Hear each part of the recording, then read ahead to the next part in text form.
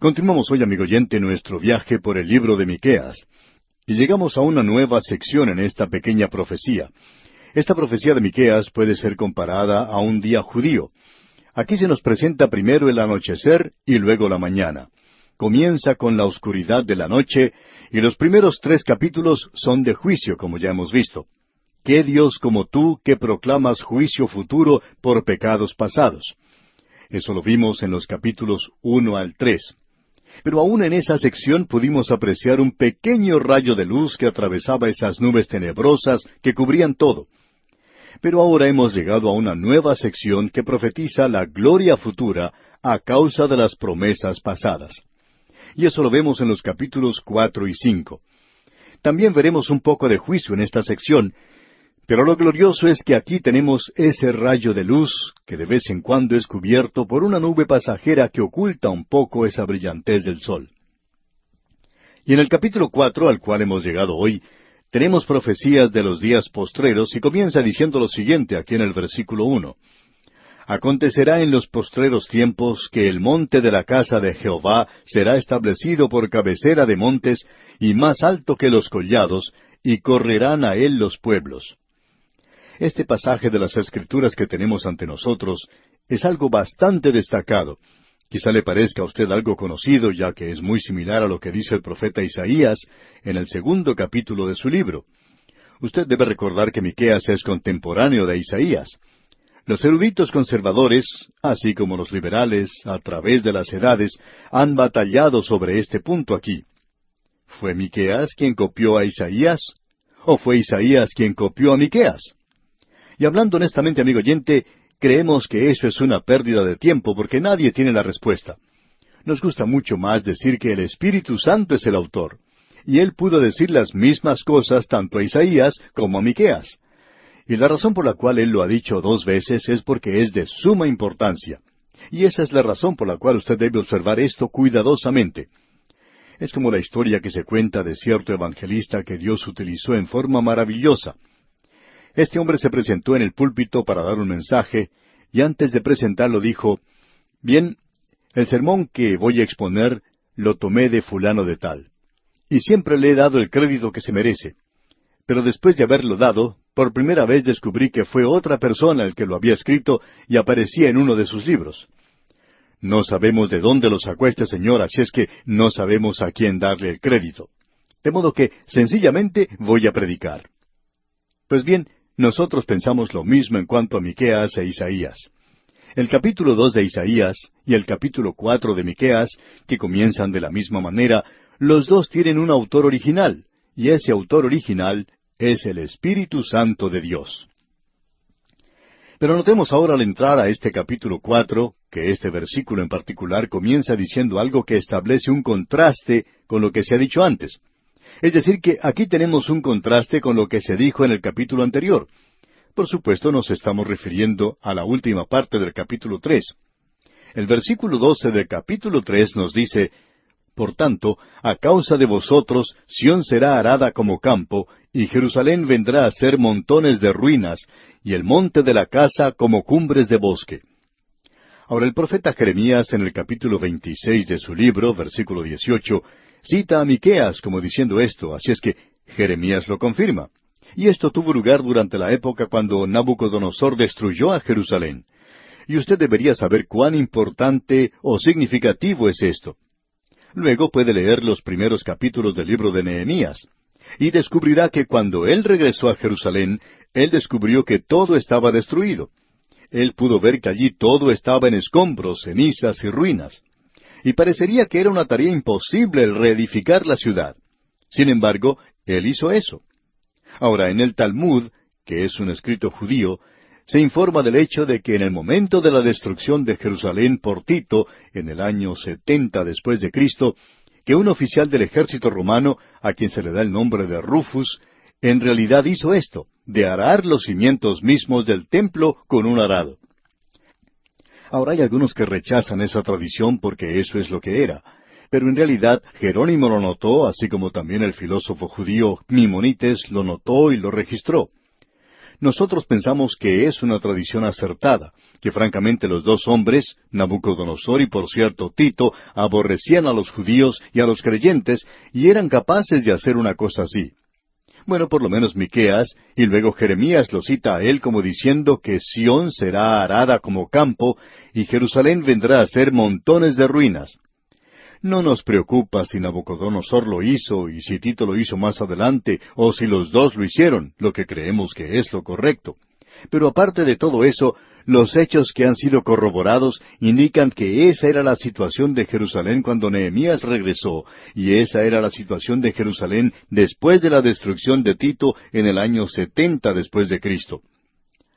Ahora, lo que se nos presenta aquí en el capítulo 4, especialmente en la primera parte, está en contraste con esto. Dice, acontecerá en los postreros tiempos. Miqueas va más allá de la destrucción por Nabucodonosor y la destrucción por Tito, y más allá de cualquier otra destrucción que haya tenido lugar, hasta los días postreros. Ya hemos visto que la frase postreros tiempos se utiliza en el Antiguo Testamento como un término técnico. Es una frase que tiene un significado muy definido, y nuestro Señor lo identifica y le da un nombre. Él lo llamó la tribulación, o sea, el período de la gran tribulación. Y es entonces cuando estas cosas van a ocurrir. Y al final de ellas, el Señor Jesucristo regresará a la tierra. Su regreso pondrá punto final al período de la gran tribulación, el cual es un período breve, creemos nosotros, de 7 años, que fue dicho por los profetas. Luego será establecido en la tierra el reino milenario por el Señor Jesucristo, quien vendrá personalmente a la tierra. Así es que los postreros tiempos envuelven no solo el período de la gran tribulación, sino el regreso de Cristo a la tierra y el establecimiento del reino en la tierra, el reino milenario. De modo que en esta frase, acontecerá en los postreros tiempos, Él se mueve más allá de la situación local y está mirando hacia el futuro, como hemos dicho. Mientras más tenebroso se volvía para Israel, más brillante era el futuro para esta gente. Y eso siempre ha sido así. Se nos dice que si uno desciende dentro de un pozo, puede mirar hacia arriba y apreciar mejor las estrellas. Y es cuando se llega bien al fondo, cuando se puede ver las estrellas. Y ellos pueden ver la luz más allá en la distancia, en el futuro distante. Leamos ahora otra vez el versículo 1 del capítulo 4 de Miqueas. Acontecerá en los postreros tiempos que el monte de la casa de Jehová será establecido por cabecera de montes, y más alto que los collados, y correrán a él los pueblos. Ya hemos mencionado anteriormente, cuando estábamos estudiando un pasaje idéntico a este, allá en el capítulo 2 de Isaías, que la palabra montaña o monte se usa literalmente y que también se usa en sentido figurado, o sea, en manera simbólica. También se lo usa en sentido simbólico en el libro de Daniel, que la roca cortada no con manos llenaría la tierra. Eso lo vemos en el capítulo 2, versículos 34 y 35 del libro de Daniel. Esa roca o esa piedra es Cristo que viene, y luego se convierte en una gran montaña que llena toda la tierra.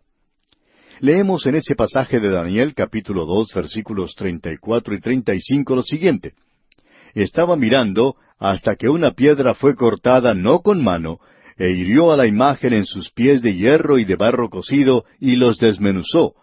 Entonces fueron desmenuzados también el hierro, el barro cocido, el bronce, la plata y el oro, y fueron como tamo de las eras del verano, y se los llevó el viento sin que de ellos quedara rastro alguno. Mas la piedra que hirió a la imagen fue hecha un gran monte que llenó toda la tierra. Ahora, ¿qué quiere decir eso? Esto, por cierto, que le da una interpretación espiritual. Y nosotros no tenemos ningún derecho a espiritualizar a no ser que tengamos autoridad bíblica para hacerlo. Y la tenemos en este caso. Daniel está hablando aquí de un monte, de un reino que será establecido en la tierra. Pero no queremos quitarle el sentido literal también, por la sencilla razón de que Jerusalén está colocada sobre un monte. La Escritura deja esto bien en claro. Todo lo que uno tiene que hacer es ir allí y mirar. Se encuentra sobre un monte. El Señor Jesucristo dijo que la ciudad que está en la cima del monte no puede ser escondida. Uno no puede esconder a Jerusalén. Así es que aquí estamos hablando en cuanto a Jerusalén, como ya hemos de ver. Y allí será el centro de este reino, será la capital de la tierra. Y aquí dice Miqueas, Acontecerá en los postreros tiempos que el monte de la casa de Jehová será establecido por cabecera de montes y más alto que los collados, y correrán a él los pueblos. No se están dirigiendo en esa dirección en el presente. Se están dirigiendo en la dirección opuesta, por lo menos en el momento en que estamos preparando este programa. No sabemos qué pueda pasar, ya que las condiciones mundiales cambian muy rápido. Quizá en el futuro cercano todo esto pueda ser diferente. Pero en este instante no se están dirigiendo a ese lugar los pueblos. Y esto no está siendo cumplido en el presente. Y por supuesto que no lo será hasta cuando venga el Mesías. Bien, observemos ahora lo que nos dice el versículo 2 de este capítulo 4 de Miqueas. Vendrán muchas naciones y dirán, venid y subamos al monte de Jehová y a la casa del Dios de Jacob, y nos enseñará en sus caminos, y andaremos por sus veredas, porque de Sión saldrá la ley, y de Jerusalén la palabra de Jehová. Esto tampoco ha sido cumplido. Nuevamente queremos señalar que este capítulo, aunque ya hemos dirigido nuestra atención a muchos otros capítulos, pero aquí tenemos otro capítulo entre tantos de los profetas que presentan claramente que el regreso actual de esta gente no es en cumplimiento de las profecías. Esto no ha tenido lugar en esta fecha en particular. Todos reconocemos cómo está la situación mundial en cuanto al petróleo. Una de las cosas que los árabes buscan es que se les dé de nuevo la ciudad de Jerusalén. Y no podemos decir, por tanto, que Jerusalén se encuentra totalmente en las manos de Israel y que la tienen en este instante, porque eso no es totalmente cierto, ya que la situación mundial cambia rápidamente y una crisis sigue a otra. Y uno no puede hacer una declaración en base a lo que ocurre en este momento. Esta es la razón por la cual nosotros decimos esto. No estamos tratando de decirlo a causa de las circunstancias presentes, ya que algunos de quienes nos escuchan van a estar presentes cuando las circunstancias hayan cambiado. Pero a pesar de que lo son, no estamos viendo el cumplimiento de la profecía. Porque las naciones del mundo no están yendo a Jerusalén a escuchar al Señor de ninguna manera. Eso es algo que, por cierto, no puede decirse. Y se nos dice aquí que de Sión saldrá la ley y de Jerusalén la palabra de Jehová. Todo lo opuesto está teniendo lugar allí, donde a veces hasta los misioneros mismos son perseguidos por presentar a Cristo y la palabra de Dios. La palabra de Dios no está corriendo o esparciéndose en Jerusalén o desde allí para el resto del mundo. No sabemos cuántas veces es necesario decir lo mismo, pero en el día de hoy existe algo que es sensacionalista, y después de todo lo que hemos escuchado en la profecía, uno tiene que regresar y volver a la misma cosa. Porque hay muchos que son atraídos con este tema de la profecía. A ellos les llamamos niños cristianos. Pequeños niños cristianos que aún necesitan el biberón, creen en eso. Quieren que su biberón les sea presentado caliente y dulce. Por tanto, es bueno y estamos bien convencidos del cumplimiento de la profecía e indica que el fin está muy cerca. Hay algunos que hasta han fijado fechas, pero nadie sabe. Creemos que nos estamos acercando al fin. Pero amigo oyente, no tenemos información directa del Señor en cuanto a esto, ni tampoco interpretamos la profecía de esta manera. Nos gustaría que los hermanos consideraran toda la profecía. ¿Por qué no recorrer toda la Biblia y considerar todas estas cosas aquí? Eso es lo que nosotros tuvimos que hacer en este programa de A Través de la Biblia. Es algo muy obvio cuando uno ve una profecía como esta, que no se puede decir que está cumpliéndose en el presente. Según sabemos, las sociedades bíblicas en Jerusalén no están imprimiendo Biblias en ese lugar y enviándolas a todas partes del mundo. Eso es algo que no puede uno hacer en ese lugar en el presente.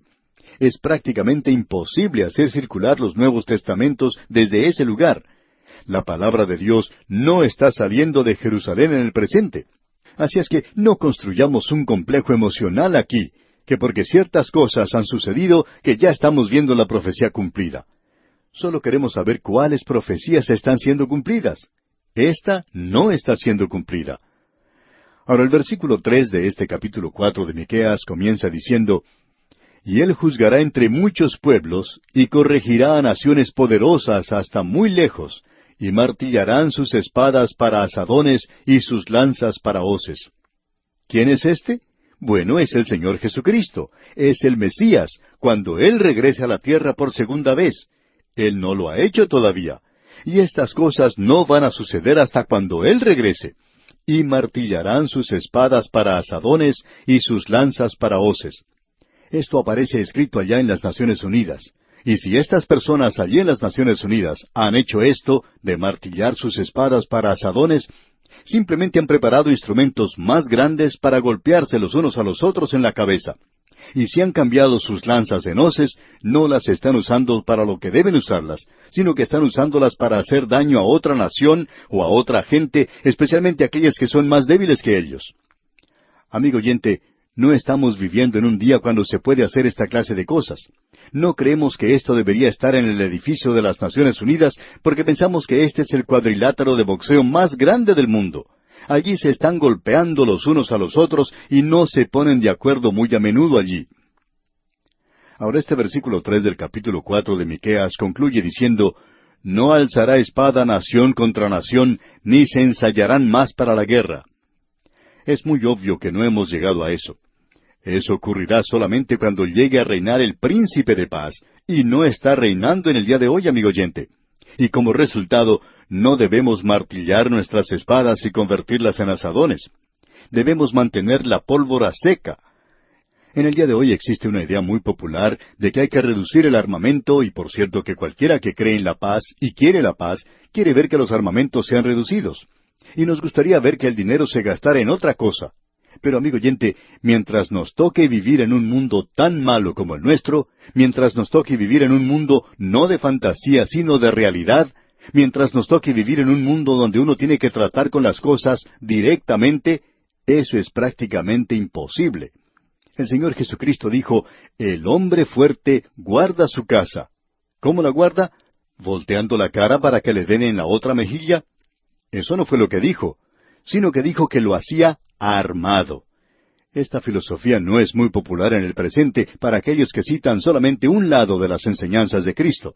Y amigo oyente, cuando usted lee el Sermón del Monte, usted puede ver esto.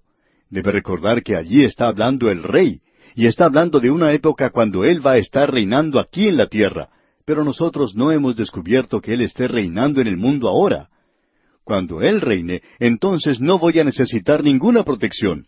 Puedo quitar los candados de la puerta, pero hasta entonces no solo vamos a poder colocar uno, sino dos y quizá otros más. Y creemos que es inteligente el hacer esta clase de cosas. Estamos viviendo en esta clase de mundo. Estas profecías no son para la hora presente. Esto es para el tiempo postrero, y debemos ponerlo en la perspectiva correcta. Ahora el versículo 4 de este capítulo 4 de Miqueas nos dice, «Y se sentará cada uno debajo de su vid y debajo de su higuera, y no habrá quien los amedrente, porque la boca de Jehová de los ejércitos lo ha hablado». ¿Puede decirnos usted, amigo oyente, que eso está siendo cumplido hoy en Israel? Amigo oyente, la gente allí está muy atemorizada. Eso es cierto. ¿Por qué? Porque no están allí según el cumplimiento de la profecía. Es por eso, porque la boca de Jehová de los ejércitos lo ha hablado. Dios ha dicho esto. Dios dice que cuando Él los coloque allí, será para que vivan en paz. Y no están viviendo en paz hoy, amigo oyente. Luego el versículo 5 dice, «Aunque todos los pueblos anden cada uno en el nombre de su Dios, nosotros con todo andaremos en el nombre de Jehová nuestro Dios eternamente y para siempre». El pensamiento aquí es este. En el pasado ellos anduvieron detrás de sus propios dioses, pero en el futuro ellos van a andar en el nombre de Jehová nuestro Dios. Este es el pensamiento aquí. Bien, amigo oyente, vamos a detenernos aquí por hoy. Continuaremos Dios mediante en nuestro próximo programa.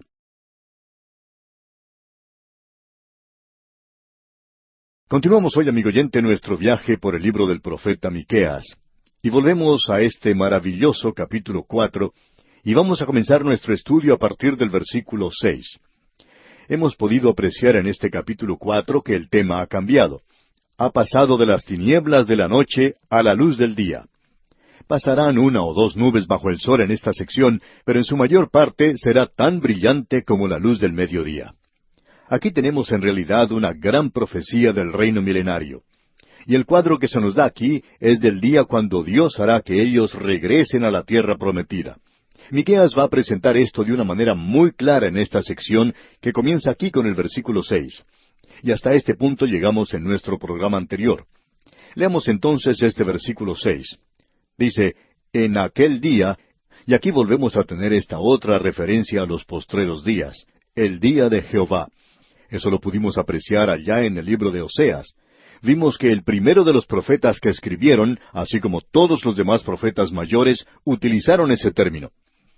El día de Jehová es un término específico y comienza con la gran tribulación, con la noche, de la misma manera en que este libro comenzó con la oscuridad o tinieblas del juicio, y luego avanza hacia la luz de un nuevo día, ese día milenario que amanecerá sobre esta tierra. Leamos una vez más el versículo 6. En aquel día, dice Jehová, juntaré la que cojea.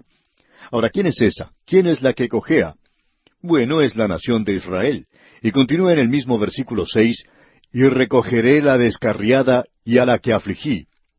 Parecería como si Dios tomara la responsabilidad, o digamos que Él se echa la culpa por lo que ha sucedido a la nación de Israel. Un pastor estaba conversando en una ocasión con un judío que había escapado de la persecución nazi.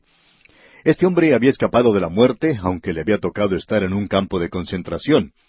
Y este hombre se había convertido en un ateo y se preguntaba, ¿dónde estaba nuestro Dios? Y también decía, ¿por qué no nos ayudó durante ese tiempo de dificultad? ¿Por qué no nos libró? Y el pastor le respondió, bueno, para decir verdad, creo que él estaba por allí. Quizá a usted le guste acusarle por lo que le ha sucedido. Y este hombre le respondió, por cierto que lo hago. Si existe un Dios, Él tendría que haber respondido. Y el pastor le dijo, no, señor, ustedes ya han tenido la oportunidad y mucho antes que nosotros. Porque cuando ustedes tuvieron un conocimiento del Dios vivo y verdadero de todas las naciones, nuestra propia gente, nuestros antepasados, eran paganos, algunos vivían en tribus. Esta gente era ignorante, atea, cuando ustedes ya tenían la luz. Algunos de ustedes llevaron esa luz a nuestro propio pueblo en aquellos días, por lo cual estamos muy agradecidos. Y el pastor continuó diciendo, en uno de sus propios libros, Dios presenta esto de una manera muy clara. Y Él no solo presentó esto en un libro, sino que lo presentó de una manera muy clara con mucho énfasis, diciendo, yo he afligido a Israel. Usted puede acusar a Dios en ese sentido, pero si usted lo lee todo, descubrirá no solo que se le puede acusar a Él, sino que Él también dice, aún no he terminado con ustedes. Él tiene el propósito de juntarlos otra vez. Y para entonces ustedes ya habrán aprendido la lección. Aparentemente no la han aprendido todavía, que ustedes no pueden volver la espalda al Dios vivo y verdadero, especialmente con el conocimiento que ustedes tienen, sin ser castigados. Este es el universo de Dios, y ustedes tienen conocimiento de esto, pero ustedes rechazan ese conocimiento.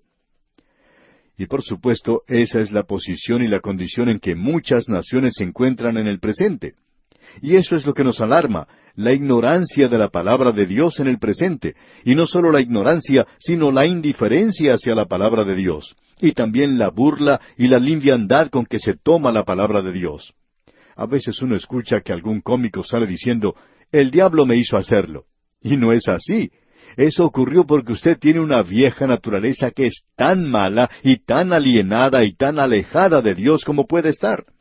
Así es que no le eche la culpa al diablo por la clase de persona que usted es.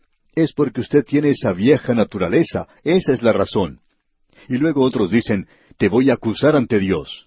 Usted no podrá acusar a nadie ante Dios, amigo oyente. No es necesario que usted le diga nada a Dios en cuanto al pecado de otra persona. Él ya lo sabe. Él conoce su pecado hoy. No podemos tomar a Dios livianamente y rechazarle. Dios dice, yo os he afligido, y Dios toma la responsabilidad por esto, y Él no tiene por qué pedir perdón o tratar de explicarlo. Creemos que Él lo hizo, y esto debería ser una advertencia para nosotros en nuestras naciones.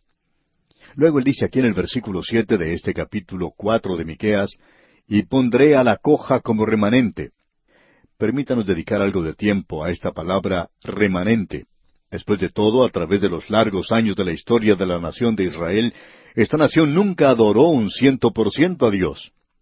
Tenemos nuestras dudas de que aún en el tiempo de mayor apogeo, que uno pudiera decir que un 100% de los miembros de esta nación se habían vuelto hacia Dios.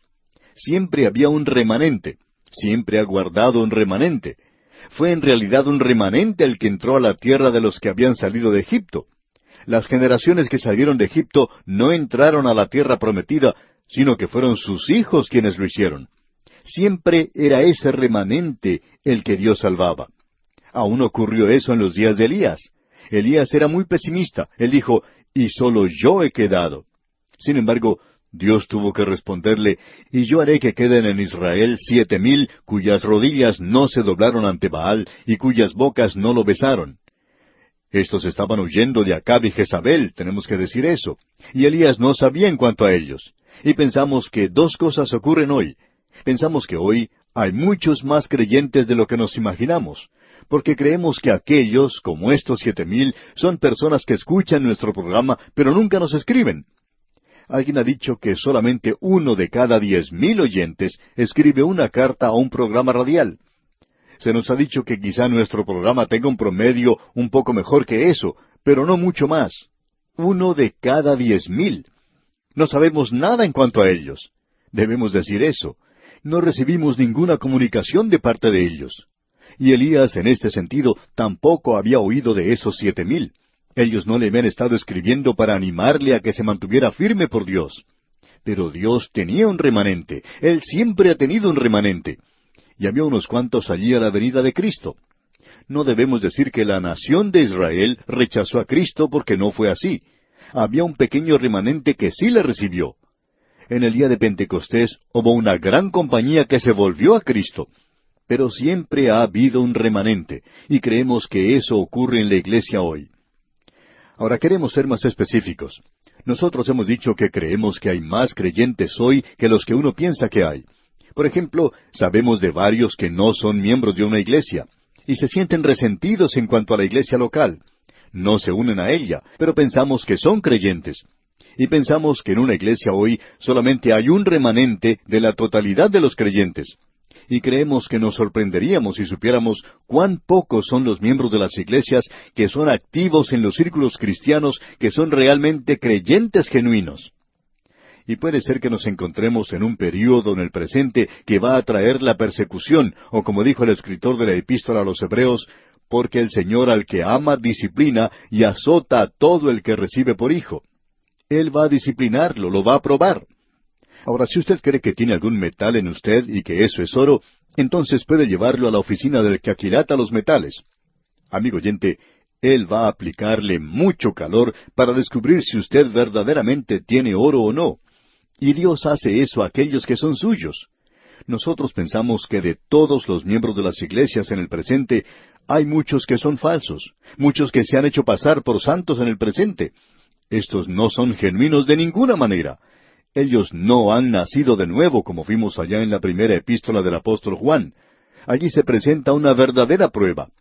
Uno puede hacerles la prueba del ácido para determinar si son o no son hijos de Dios. Dios, pues, tiene un remanente, y hay un remanente en la nación de Israel hoy, y pensamos que hay más creyentes en la nación de Israel que lo que nos podemos imaginar. Pero quizá usted no se entere de esto. Creemos que eso es lo que está sucediendo en muchos lugares. Opinamos que una de las cosas que está evitando que mucha gente se una a las iglesias son las acciones de algunos de los miembros de ellas.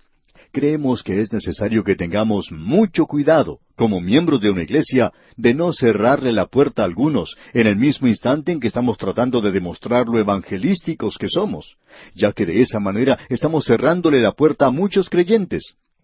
Ahora, esta palabra remanente es una palabra muy importante en las Sagradas Escrituras, y esperamos que usted no pase demasiado rápido sobre ella. El versículo 7 de este capítulo 4 de Miqueas nos dice, «Y pondré a la coja como remanente, y a la descarriada como nación robusta, y Jehová reinará sobre ellos en el monte de Sión desde ahora y para siempre». Eso no ha sucedido aún. Como podemos apreciar, esta profecía no ha sido cumplida. Luego en el versículo 8 de este capítulo 4 de Miqueas leemos, «Y tú, oh torre del rebaño, fortaleza de la hija de Sión, hasta ti vendrá el señorío primero, el reino de la hija de Jerusalén». Ese reino todavía no ha venido. Si ellos están allí de regreso en el día de hoy, no están allí por el reino. Ellos no están allí por el período de la gran tribulación. Ahora aquí tenemos una nube que oscurece la luz del sol en este pasaje, y tenemos aquí lo que muchos creen es una cautividad babilónica. Hay otros que creen que la cautividad que se menciona es la de Egipto. Y aún hay otros que piensan que esto tiene que ver con algo que aún está en el futuro y no ha sido cumplido. Bien, nosotros pensamos que esta es una profecía específica. Por tanto, tenemos que observarla. Leamos el versículo 9. Ahora, ¿por qué gritas tanto? ¿No hay rey en ti? ¿Pereció tu consejero que te ha tomado dolor como de mujer de parto? Esto para nosotros es definitivamente un cuadro de la cautividad babilónica. Y Miqueas lo deja en claro en el siguiente versículo, y creemos que debemos leerlo también. El versículo 10.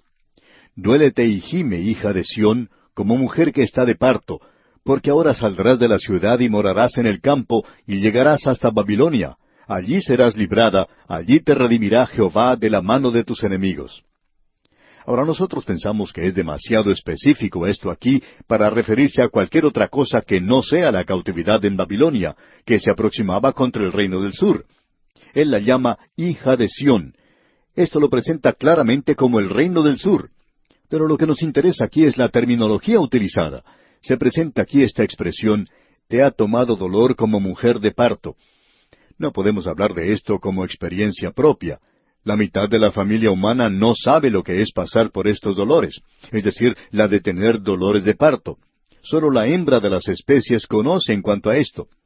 Todo lo que yo puedo saber es por la experiencia que ha pasado mi propia esposa y por lo que me dicen los demás, que estos dolores son algo terrible. Y esto es algo que en realidad una persona no puede aguantar por mucho tiempo. Tiene que ser algo temporal, no puede durar para siempre. Ahora, esa es la razón por la cual el período de la gran tribulación es una experiencia breve. Esta es una de las figuras retóricas que se utilizan en cuanto a aquello que vendrá en el futuro.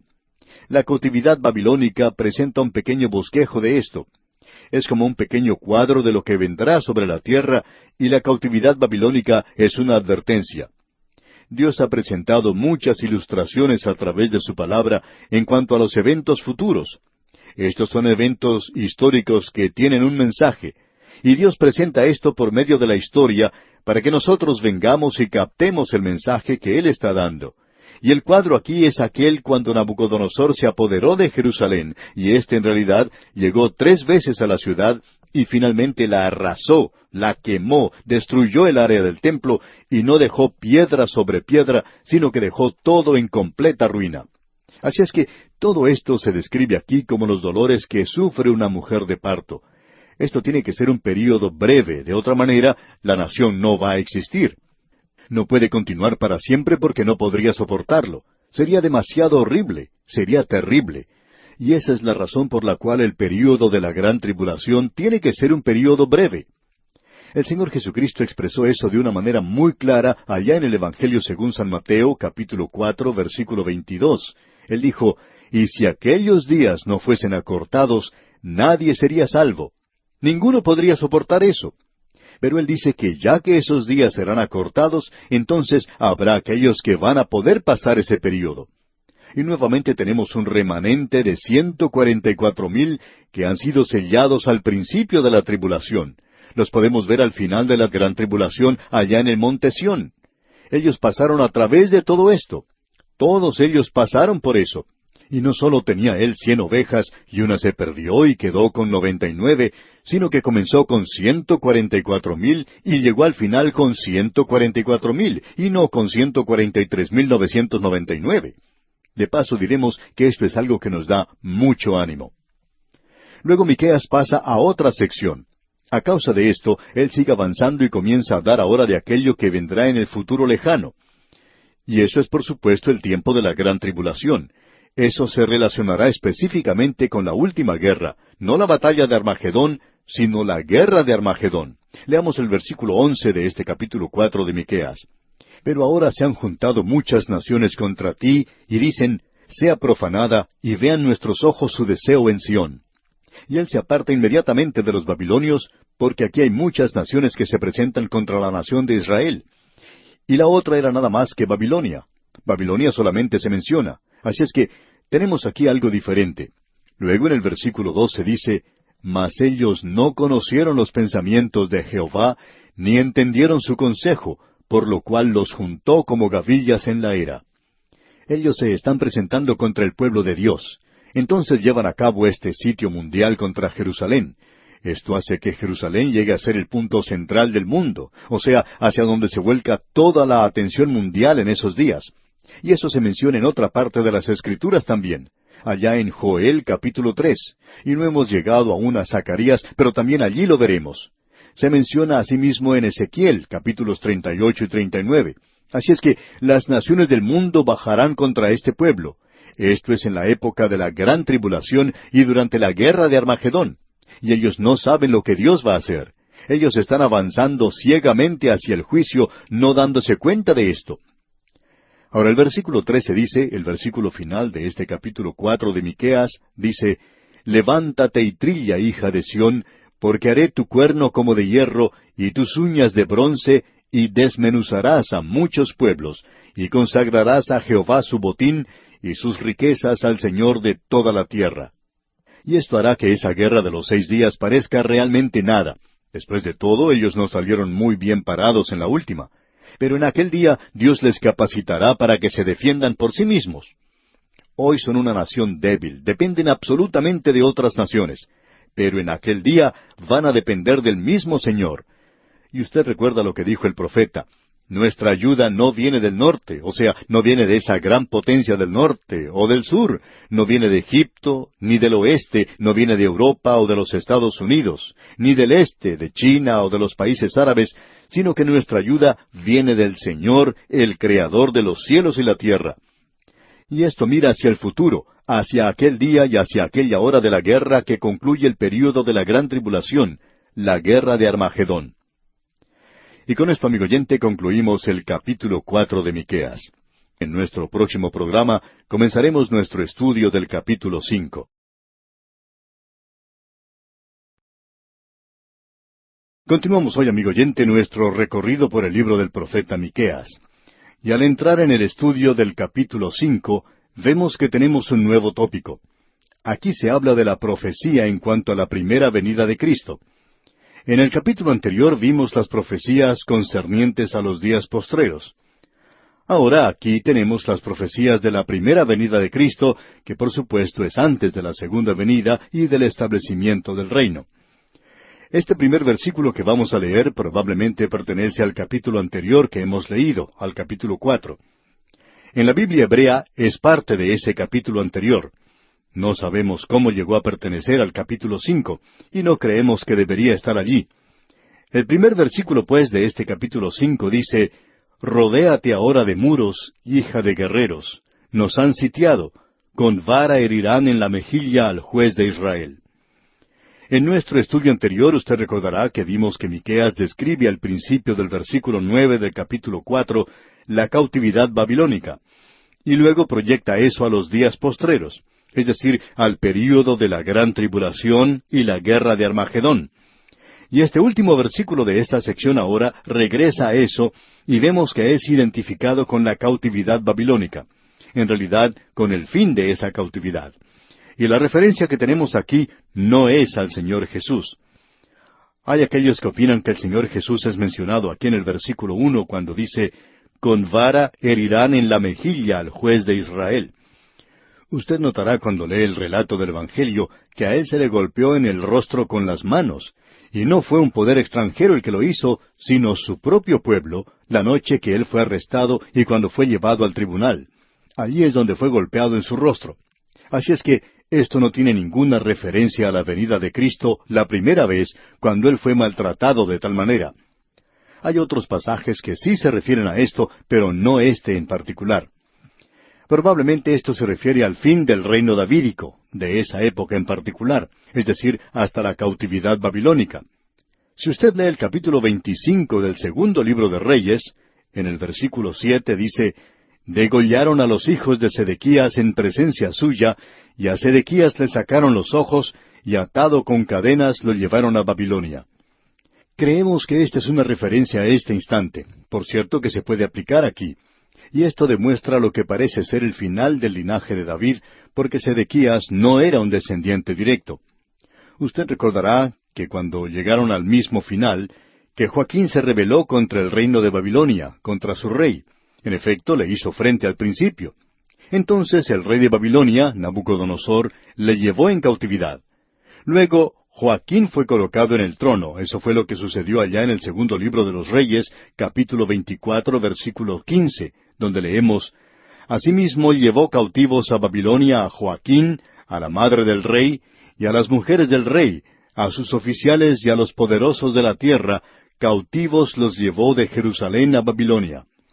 Ese era el linaje davídico que fue llevado a la cautividad, y de este linaje vienen María y José como campesinos más adelante. Pero lo que aquí se menciona es en referencia a Sedequías.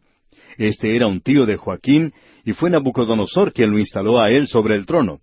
Y cuando él se rebeló, entonces Nabucodonosor ya estaba cansado de tratar con ese linaje. Así es que él toma a Sedequías, da muerte a sus hijos ante él mismo, y luego le saca los ojos a Sedequías y le lleva en cautividad a Babilonia. Ahora, al leer eso, uno puede hacer conclusiones de que ese sería el final del linaje davídico, que la profecía que se le hizo a David y a aquellos de los cuales habían hablado los profetas una y otra vez, de que vendría uno del linaje de David, uno pensaría que eso ya no puede tener lugar. Y así llegamos ahora a un versículo que está en contraste con todo eso. El versículo 2 del capítulo 5 de Miqueas comienza diciendo, pero, y esa pequeña conjunción pero allí nos muestra que hay un cambio de dirección. Aquí se presenta el otro lado de la moneda. Pero tú, Belén Efrata, a pesar de lo que ha sucedido con Sedequías y su linaje, el linaje de David ya estaba en la cautividad. Ellos habían llegado a ser personas pobres, y ahora tenemos la venida de un Mesías. ¿Y de dónde viene? Bueno, leamos el versículo 2 de este capítulo 5 de Miqueas, donde dice, Pero tú, Belén Efrata, pequeña para estar entre las familias de Judá, de ti me saldrá el que será Señor en Israel, y sus salidas son desde el principio, desde los días de la eternidad. Ahora esto es parte de la historia de Navidad. Quizá usted esté escuchando este programa en un tiempo que no es la época de Navidad, pero no creemos que sea algo fuera de lugar el mencionarlo ahora. Vamos a hablar de la Navidad hoy. Quizá sea apropiado que cantemos en este instante «Oh aldehuela de Belén». Quizá parezca estar fuera de lugar, como ponerse un traje de baño en pleno invierno o abrigarse mucho en pleno verano. Eso es algo fuera de lugar. Podríamos considerar esto como algo quizá fuera de lugar, pero la Biblia, amigo oyente, no desaprueba esto, porque este es el punto al cual hemos llegado ahora. Y aquí tenemos lo que la palabra de Dios tiene que decirnos. Ahora creemos que probablemente uno podría hacer aquí una corrección sin llegar a ser extremista. En realidad, Cristo no nació el 25 de diciembre. Podríamos estar casi seguros de esto. Hay quienes tratan de identificar esto con el invierno. Así es como llegó al calendario. Pero no estamos seguros de que haya sido así. Probablemente él nació durante la primavera, porque en diciembre los pastores no estarían en las laderas de las colinas con sus ovejas, sino que estarían dentro de las cuevas que rodean esa zona. Posiblemente su fecha de nacimiento sea más cerca al mes de mayo que al 25 de diciembre. Pero no queremos entrar en argumentos en cuanto a esto. Creemos que esta es una buena fecha para observar esta historia de la Navidad. Creemos que es necesario quitar todo el paganismo que se ha agregado a la Navidad. Probablemente sea mejor observar el nacimiento de Cristo sin todos esos adornos de campanitas, de árboles y de las multitudes y del clamor que existe en la Navidad, hasta sin Papá Noel. Ahora usted debe recordar que el profeta Miqueas era contemporáneo de Isaías, y parece haber bastantes pasajes paralelos. Alguien ha dicho que Miqueas es una versión condensada del libro de Isaías. Y entre estos pasajes maravillosos, proféticos, tenemos esta referencia al lugar de nacimiento de Cristo. Parecería una referencia casual, sin embargo se le da énfasis en el Nuevo Testamento. Es algo destacado que después que esta profecía fue dada, se cumpliría 700 años después. Honestamente hablando, debemos decir que lo destacado no es que Belén fue elegido para ser su lugar de nacimiento. Eso sería normal. Era el lugar de nacimiento de David, ese era su lugar. Allí era donde se había originado la familia de David, así es que uno esperaría que el Mesías naciera en ese lugar. Pero lo que hace destacado todo esto es que, bajo las circunstancias de lo que ocurrió en el versículo 1, de que a Sedequías le habían sacado los ojos, le habían llevado cautivo a Babilonia, y allí ya estaba la familia de David en cautividad y esclavitud, ¿cómo es posible entonces que haya uno que nazca del linaje de David para sentarse en el trono? Bueno, él dice aquí en el versículo 2 del capítulo 5 de Miqueas, Pero tú, Belén Efrata, pequeña para estar entre las familias de Judá. Ahora, lo que hace de Belén algo interesante es esto, que aunque esa era la ciudad de David, el lugar apropiado para el nacimiento de un rey, y la mayoría de los descendientes de David habían nacido en Jerusalén, esa era la ciudad capital, pero él iba a nacer en Belén, la ciudad de David. Ahora, ¿cómo podría suceder eso? Bueno, el evangelista Mateo une 4 profecías que no están relacionadas la una con la otra. Él tenía que nacer en Belén, y eso parece estar fuera de contexto, porque iba a haber un llanto fuerte en Ramá, al norte de Belén. Él iba a ser llamado de Egipto. ¿Y cómo iba él a llegar a Egipto? Él es llamado de Egipto y tiene que ser llamado un nazareno, evidentemente por la forma de vivir que tenía. Pero él iba a recibir ese nombre viviendo en Nazaret en esa época. Ahora bien, ¿cómo se puede juntar todo esto? Bueno, de la forma en que Mateo relata la historia, eso ocurre sin forzar las circunstancias y las cosas sucedieron de forma normal y natural. Y permítanos cambiar esa expresión para decir que sucedieron en una forma sobrenatural, porque Dios era quien estaba dominando todo eso. Leamos ahora una vez más el versículo 2.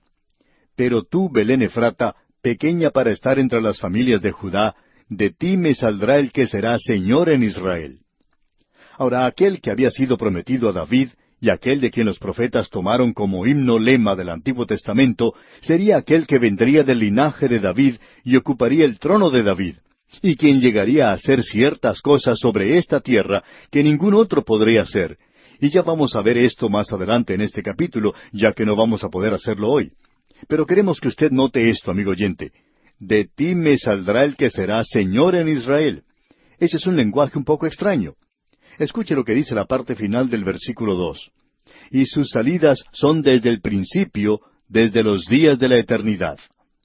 Él va a salir de Belén, una ciudad muy pequeña al sur de Jerusalén, quizá entre 10 y 15 kilómetros de distancia. Pensamos que quizá 10 kilómetros es un poco más acertado. Pero él vendría de Belén. Pero notemos quién es él. Dice, sus salidas son desde el principio, desde los días de la eternidad. Eso es algo muy destacado, por cierto. Ahora, un contemporáneo de Miqueas, como hemos dicho, era Isaías. E Isaías verifica esto. Él dice, he aquí que la Virgen concebirá y dará a luz un hijo. Y luego él tiene algo más que decir en cuanto a esto. En el capítulo 9 de su libro, versículo 6, dice Isaías, porque un niño nos es nacido, hijo nos es dado. Ahora notemos lo que Isaías está diciendo. Un niño nos es nacido. Esto se refiere a su humanidad. Hijo nos es dado. No dice, hijo nos es nacido, sino que es dado. ¿Por qué? Porque Él es aquel que viene desde la eternidad. El salmista tiene algo que decir en cuanto a esto, de quién era Él. Allá en el Salmo 90 leemos, antes que naciesen los montes y formases la tierra y el mundo, desde el siglo y hasta el siglo, tú eres Dios. Note usted, desde el siglo y hasta el siglo. El idioma hebreo es un idioma que describe esto de una manera muy vívida. Desde el punto de desaparición del pasado hasta el punto de desaparición en el futuro, tú eres Dios. Uno puede pensar tan lejos como le sea posible hasta que no pueda pensar más allá. Bueno, Él es Dios. Él sale de la eternidad, puede encontrarse con usted. Y luego, eso también se puede referir hacia el futuro, hacia la eternidad. Así es que lo que Miqueas nos está diciendo aquí es algo de significado tremendo. Él nació en Belén hace un poco más de 2000 años, pero sus salidas son desde el principio, desde los días de la eternidad, desde los siglos allá en el pasado hasta los siglos venideros. ¿Quién es? Bueno, desde el siglo y hasta el siglo, tú eres Dios. Y eso no termina nunca, amigo oyente, y veamos algo más en cuanto a esto. En el capítulo 8 del libro de Proverbios, usted recordará que cuando estábamos observando esto en este pasaje de Salmos y Proverbios, destacamos lo que aquí se decía. En el capítulo 8, versículo 23 de Proverbios dice, eternamente tuve el principado desde el principio. Aquí se está indicando que Él fue ungido. Dice, fui ungido desde el principio antes de la tierra, antes de los abismos fui engendrada, antes que fuesen las fuentes de las muchas aguas. Antes de que ocurriera cualquier creación, Él ya era Dios. Sin embargo, Él vino a la creación, a un lugar muy pequeño, por cierto, a un pueblo llamado Belén. Y quizá uno se pueda confundir con otro Belén que estaba un poco más al norte. Por tanto, él lo identifica como Belén Efrata, la ciudad de David, donde nació David. Pero el Mesías iba a salir de ese lugar, y el versículo 2 dice, y sus salidas son desde el principio, desde los días de la eternidad. Amigo oyente, debemos decir que esto es algo que asume mucha importancia cuando uno comienza a entrar en el Nuevo Testamento. Debemos regresar nuevamente al asunto de la fecha y decir que diciembre es algo muy improbable porque se ha cambiado el calendario de vez en cuando. Por ejemplo, debemos decir que Dionisio, allá en el año 532 después de Cristo, preparó un calendario que es un facsímil razonable del que tenemos en el presente. Y aún él cometió una equivocación con cierta cantidad de días del año. Esa es la razón por la cual debemos tener de vez en cuando un año bisiesto. Él trató de rectificar esto, es decir, otros han tratado de rectificarlo. Y allá en el año 1752 adelantaron el calendario en 11 días. Así es que uno no puede estar seguro en realidad de que el Señor Jesús nació el 25 de diciembre, aunque todas las circunstancias puedan parecer así. También podemos mencionar la idea que existe en el presente de guardar el día sábado. ¿Cómo sabe uno cuál es el día sábado? Pero por cierto, eso no es importante. La época del año es algo inmaterial. El lugar es el que tiene importancia. El Señor Jesús nació en Belén, y ese es un hecho que tiene valor histórico y puede ser autenticado por la historia. Ahora, Miqueas mencionó ese lugar 700 años antes del nacimiento de Cristo, y no es destacado el que él eligiera Belén. Lo milagroso es que 700 años más tarde, después de haberse dado la profecía, con tantas cosas, con tantos hechos que sucedieron en el lapso de esos 700 años, existía muy poca probabilidad de que alguien del linaje de David pudiera nacer allí. Eso estaba totalmente fuera de consideración, ya que todo estaba en contra de esto. Ya no vivía nadie del linaje o de la familia de David en Belén. Ellos habían sido esparcidos. La dispersión los había llevado fuera de esa tierra. Y aún así, Belén tenía que ser el lugar según Miqueas. Y eso era algo tan básico para esta profecía, el que los magos de Oriente fueran enviados por los escribas a la ciudad de Belén. Ellos citaban lo que Miqueas decía porque creían que ese debería ser el lugar. Ellos sencillamente no creían que iba a ser cumplido en esa ocasión. Bien, amigo oyente, vamos a dejar aquí por hoy. Continuaremos en nuestro próximo programa. Mientras tanto, le sugerimos leer los restantes versículos de este capítulo 5 de la profecía de Miqueas que estamos estudiando, para estar así más familiarizado con su contenido cuando estudiemos esta parte en nuestro próximo programa.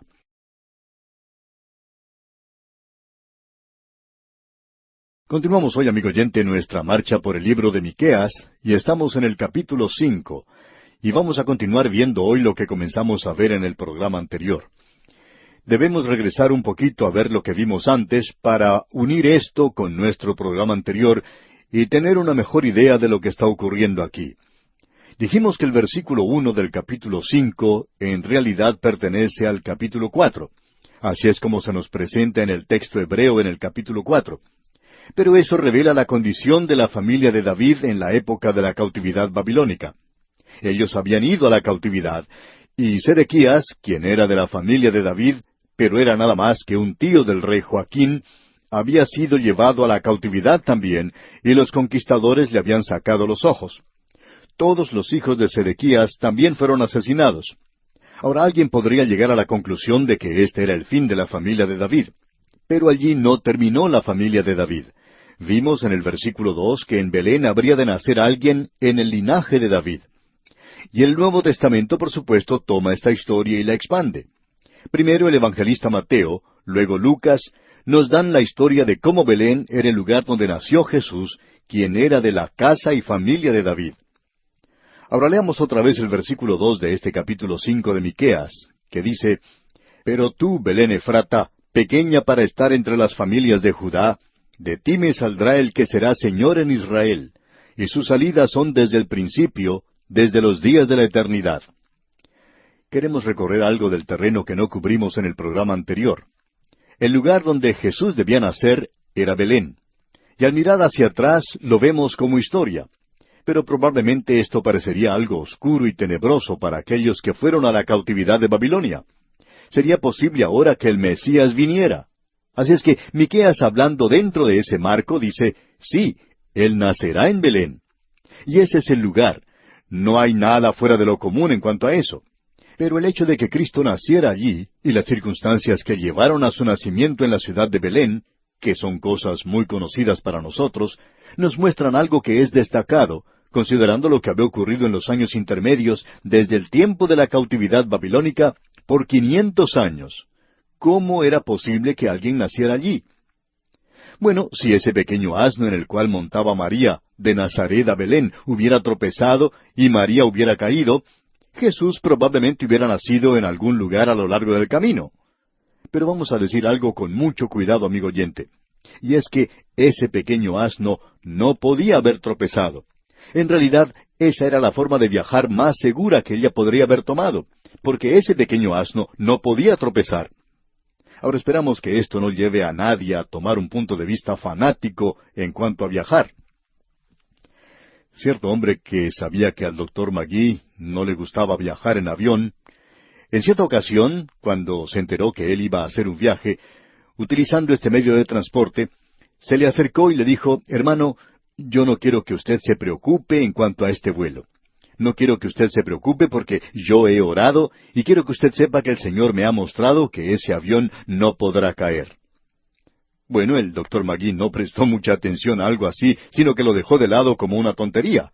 Ese hombre no podía saber eso, y no lo sabía. El avión, por supuesto, tampoco se cayó, y le damos gracias a Dios por eso. Pero aquí el caso es diferente. El Señor Jesús iba a nacer según lo que se había profetizado, y ese pequeño asno en el cual viajaba María era seguro. Y él tenía que arribar a la hora exacta, ya que el tiempo había sido señalado desde la eternidad. El apóstol Pablo dice allá en su epístola a los Gálatas, capítulo 4, versículo 4, «Pero cuando vino el cumplimiento del tiempo, Dios envió a su Hijo, nacido de mujer y nacido bajo la ley». El pequeño asno fue más puntual, seguro y preciso que lo que puede ser cualquier avión a propulsión en el presente. Y ahora, como vimos en el programa anterior, Miqueas nos dice dos cosas. Leamos una vez más este versículo 2. «De ti me saldrá el que será Señor en Israel». Del pequeño y humilde Belén. Este es su nacimiento, la encarnación. Tiene que ver con su humanidad. Él se cubrió a sí mismo con su humanidad en Belén. Y notemos que también dice, y sus salidas son desde el principio, desde los días de la eternidad. Y su existencia era previa a su nacimiento, y esta es la preencarnación. Estamos hablando de la deidad de Cristo. Ya hemos visto anteriormente el hecho de que un niño nos es nacido, allá en Isaías capítulo 9. Eso es lo que Isaías dijo, eso es en Belén. Hijo nos es dado, y eso es desde el cielo. Y el Señor Jesucristo mismo dijo, salí del Padre y he venido al mundo. Otra vez dejo el mundo y voy al Padre. Notemos ahora la preencarnación, la deidad de Cristo. Miqueas dice aquí, sus salidas son desde el principio. El Padre eterno. Él les dijo a los fariseos, antes que Abraham fuese, yo soy. Y Él apareció muchas veces en el Antiguo Testamento. Y podemos regresar a la creación misma. Todas las cosas por Él fueron hechas, nos dice el apóstol Juan. Y sin Él, nada de lo que ha sido hecho fue hecho. Él es el Creador. Porque en Él fueron creadas todas las cosas, dice el apóstol Pablo en su epístola a los Colosenses. Y en el jardín del Edén, Él era la voz de Jehová Dios que se paseaba en el huerto al aire del día. Él era la articulación de Dios, Él era la palabra de Dios, Él era la comunicación de Dios al hombre. Y uno lo encuentra a Él buscando al hombre a través del Antiguo Testamento. Él se le apareció a Moisés en la zarza ardiente y le dijo, he venido a darte libertad. Él era el Redentor, y por tanto tenemos esto, desde el siglo y hasta el siglo, tú eres Dios. Pero Él vino a Belén, Él nació en Belén y se dice del pequeño bebé, ¿de dónde vienes tú, querido pequeño? Vengo de la eternidad al presente. Y eso es lo que en realidad ocurrió, desde los días de la eternidad hasta el presente. Pero uno no puede decir eso de su bebé y el mío. Luego se habla de su humanidad, su encarnación. De ti me saldrá el que será Señor. Y cuando el Señor fue a Belén, Él obtuvo algo que no había tenido antes. Él recibió el nombre de Jesús. Él había recibido la humanidad. Él era Jehová. Ese era el nombre de la deidad, pero ahora es Jesús y es el Salvador. Él fue a Belén para salvar. Y usted recuerda lo que los ángeles dijeron a los pastores. Lo encontramos en el Evangelio según San Lucas capítulo 2 versículo 11, donde dice, que os ha nacido hoy en la ciudad de David un Salvador que es Cristo el Señor. Mateo dijo que su nombre era Emmanuel, que significa Dios con nosotros, pero le llamaréis su nombre Jesús. Y Él no puede ser Jesús a no ser que Él sea Emmanuel, lo que quiere decir Dios con nosotros. Él tiene que ser un hombre para ocupar nuestro lugar, para ser nuestro representante, para morir una muerte sustitutoria. Y quizá, ya lejos de la Navidad, sin todos los ruidos que acompañan estas fiestas, podemos tener un punto de vista que no podíamos tener antes, porque estábamos tan ocupados comprando cosas para la Navidad. El Señor Jesucristo no vino a ser comprador de artículos o a hacer compras. Vino a salvar, amigo oyente. Hay quienes están tratando de quitar a Cristo de la Navidad. Pero, amigo oyente, creemos que podemos decir que ante nosotros tenemos un versículo que es realmente maravilloso. Y simplemente hemos tocado la superficie de esto. Continuamos ahora avanzando en este capítulo 5 de Miqueas, y al seguir adelante llegamos a un intervalo que tiene lugar entre el momento cuando Él nació y su rechazo, hasta cuando Él regrese como rey para reinar en esta tierra. El versículo 3 de este capítulo 5 de Miqueas nos dice, «Pero los dejará hasta el tiempo que dé a luz la que ha de dar a luz, y el resto de sus hermanos se volverá con los hijos de Israel». Creemos que este es un versículo maravilloso. Alguien ha dicho que este es una referencia al nacimiento de Cristo. Por cierto que habla aquí del hecho de que María padeció y dio a luz. Pero uno no puede leer este pasaje sin darse cuenta que también está hablando de la nación de Israel.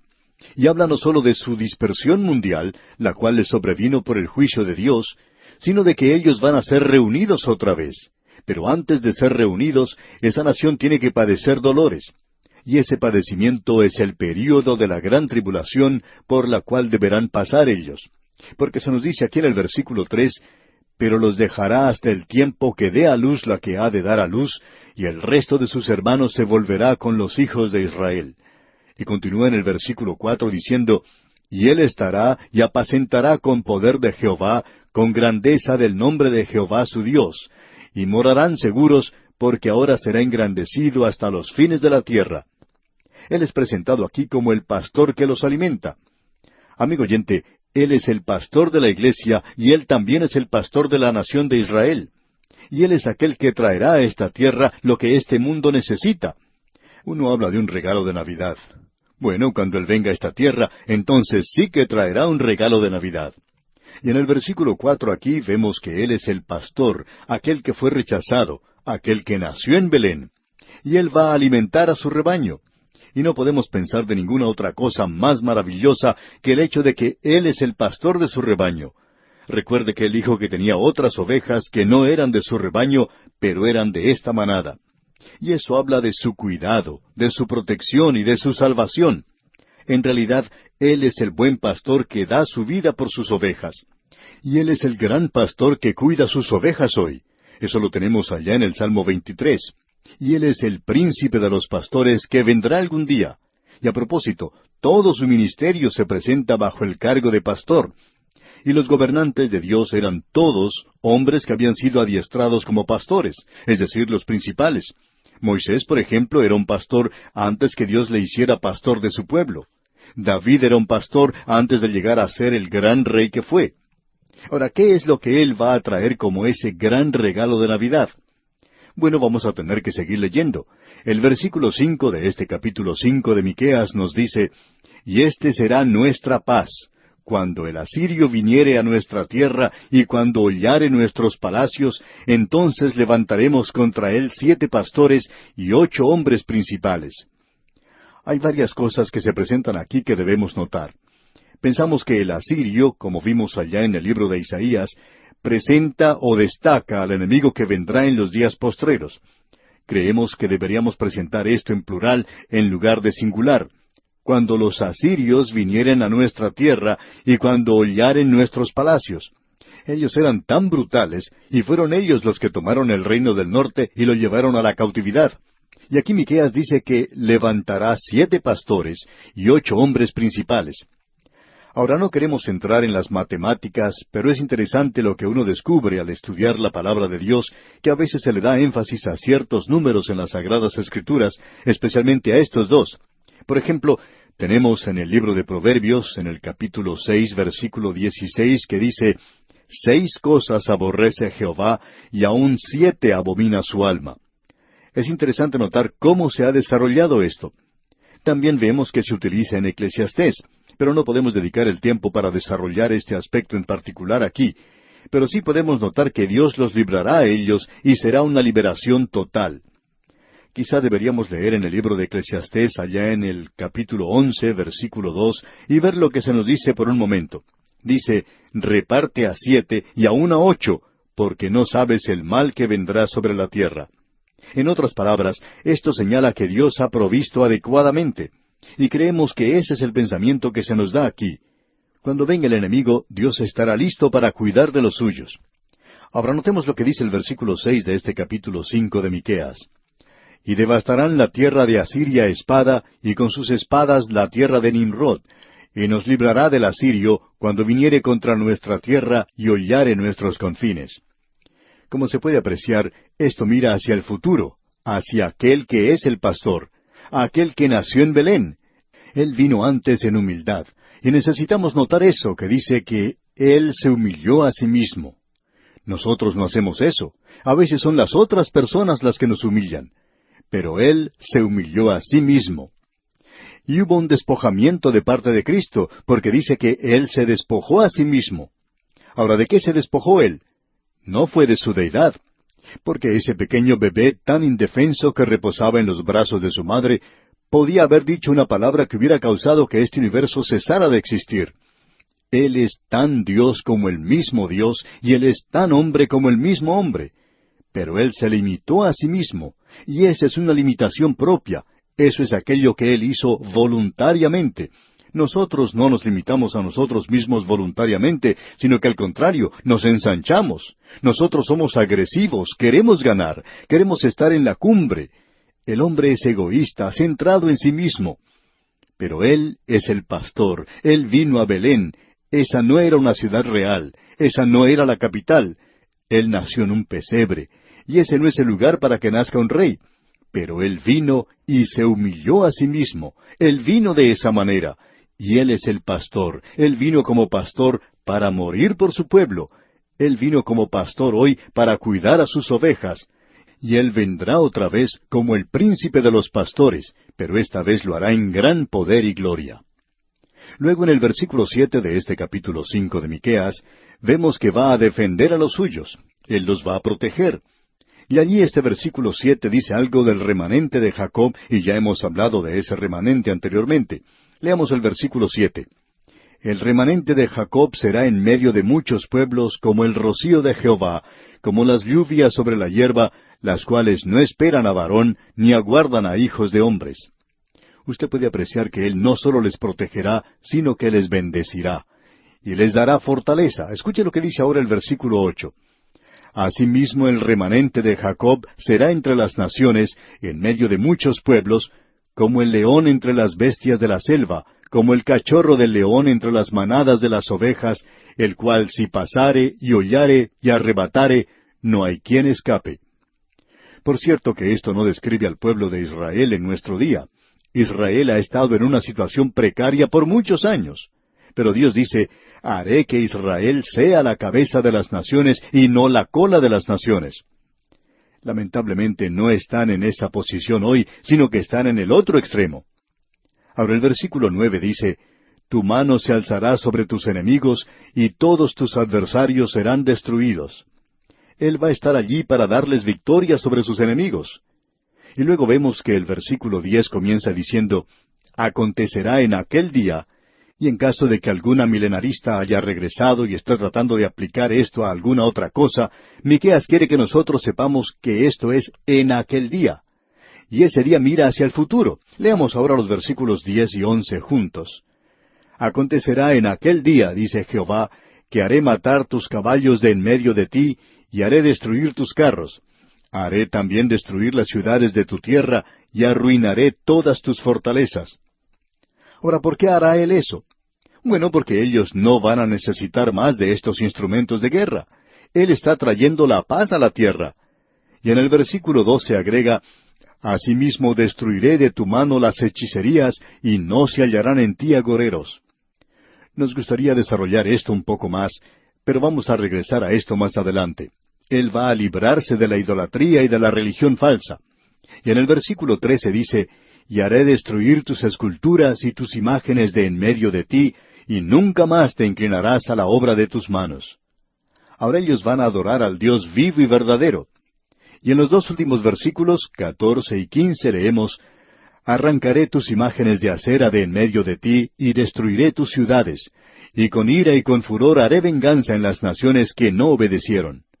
Estamos hablando aquí definitivamente del período de la gran tribulación que vendrá, y esta es la bendición que vendrá a esta nación bajo el Mesías. Y debemos comprender que esto es sólo el remanente. Y luego el remanente de las otras naciones del mundo que se han vuelto a Él. Este capítulo que hemos visto hoy, amigo oyente, ha sido un capítulo glorioso, por cierto. En nuestro próximo programa entraremos a estudiar el capítulo 6.